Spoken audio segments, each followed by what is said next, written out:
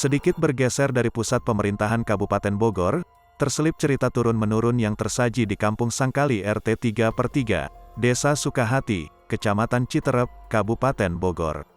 Di wilayah tersebut terdapat pohon kelapa usia puluhan tahun tumbuh berbeda dengan pohon pada umumnya. Pohon tersebut bercabang 7. Pohon kelapa bercabang 7 itu tumbuh di kebun seluas 800 meter milik pengusaha asal Jakarta.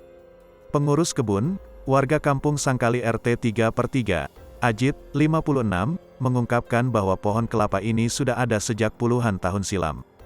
Dari saya kecil, dari zaman orang tua saya pohon ini sudah ada, sampai saya yang merawat kebunnya, ucapnya kepada tribunnews.bogor.com saat disambangi di kediamannya, Jumat, tanggal 11 Maret tahun 2022.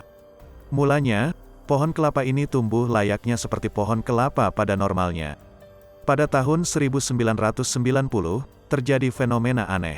Konon katanya terdapat kumbang raksasa yang menyarang pada batang pohon kelapa ini. Hingga sarang tersebut membuat sebuah bentuk yang menyerupai bekas sambaran petir.